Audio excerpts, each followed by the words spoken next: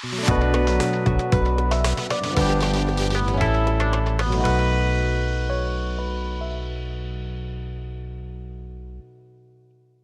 amazing all the advice we get about exercise and diet for our bodies, right?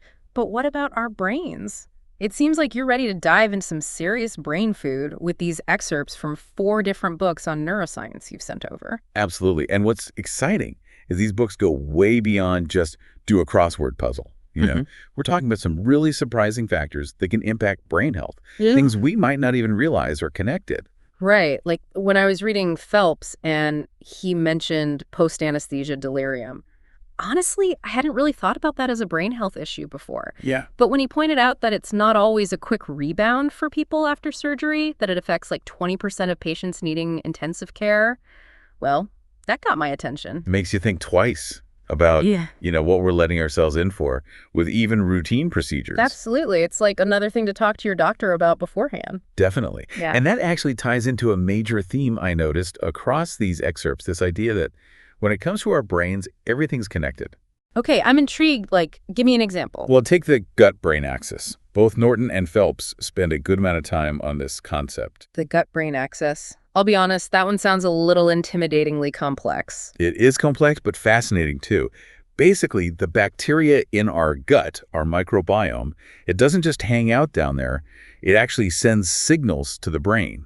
And those signals, believe it or not, they impact everything from our mood to how well we think. So it's not just about what we're feeding ourselves, it's what we're feeding the trillions of little creatures living inside us. Precisely.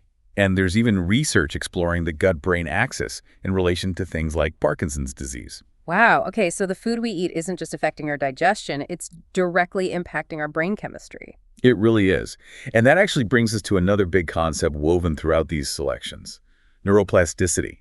It's like all these authors, in their own ways, are encouraging us to think differently about thinking itself. Neuroplasticity, that's the brain's ability to, like, rewire itself, right? Yeah. Exactly. It's constantly changing, adapting, forming new connections.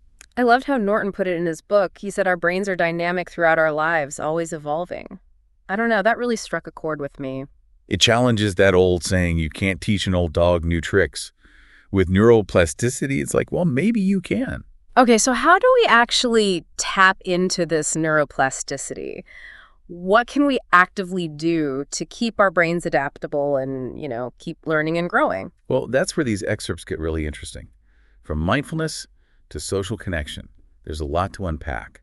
But it's not just about trying everything. It's about understanding the nuances, about what the research actually tells us. And that's where I'm so glad we have your expertise to help us kind of like sift through it all, because there's a lot there. Yeah. One of the things that I noticed, it kept coming up in these excerpts, was mindfulness. Definitely. Greenberg, Schwartz, Zerilli, they all talk about it.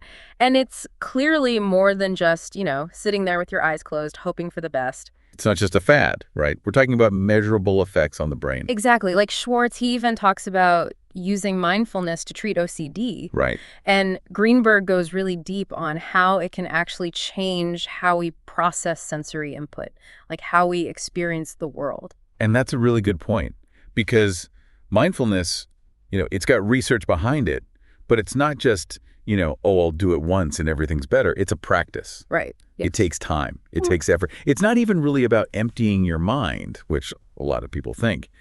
It's more about paying attention to your mind, but in a very specific way.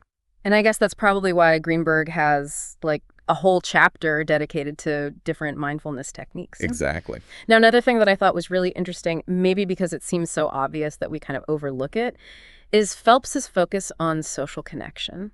Yeah, it's easy to dismiss that as just, oh yeah, friends are nice. Yeah. But he actually goes back to how important social connection is from infancy. How it shapes our brain development throughout our lives. It makes you think twice about, blowing off those dinner plans. It does, doesn't it? It's like these interactions are actually shaping our brains and we don't even realize it. And it's not just, do you have 5 friends or do you have 10 friends? It's the quality of those connections. Yeah, how you're interacting with each other. Are you giving support? Mm-hmm. Are you receiving support? It all feeds back into that brain health. So we've got mindfulness, we've got social connection. What other kind of actionable things did you pull out of these excerpts? I know Phelps, he seems pretty gung-ho about supplements. He does, doesn't he?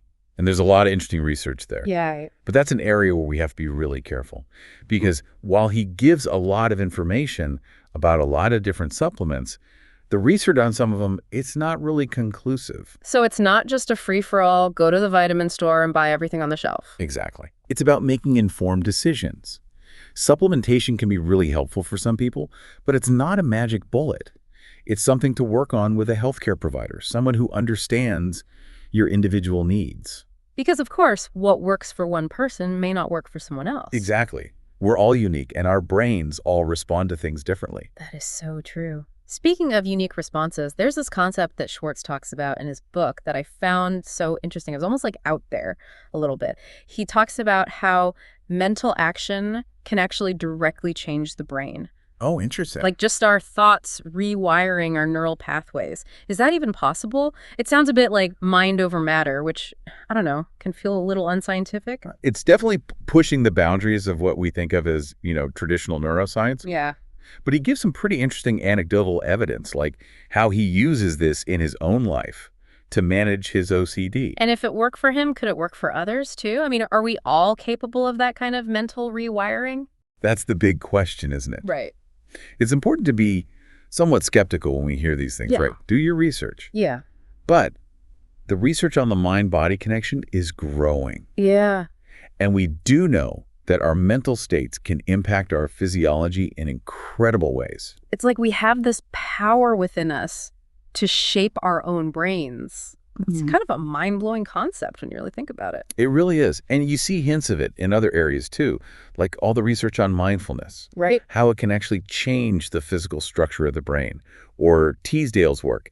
He talks about how cognitive techniques can actually help shift negative thought patterns in people with depression. And that actually improves their brain function. So it's not just about passively accepting whatever our brains are doing. We can actively participate in shaping them. Yeah, exactly. And that kind of brings us full circle to one of the big takeaways from all of these excerpts. It's the importance of a personalized approach. Yeah. There's no, magic solution here. What works for one person might not work for another, and that's okay. Like Phelps with his supplements. Right. And Rivers, Yeah. saying we need that constant challenge. Right. We really have to figure out what works best for our own brains. It's almost like we have to become like scientists of our own minds. I love that.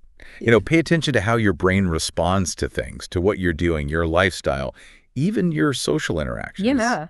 Be curious, experiment a little. Exactly. This has been such a fascinating deep dive. I feel like we've just scratched the surface of what's possible when it comes to, brain health and keeping our minds sharp.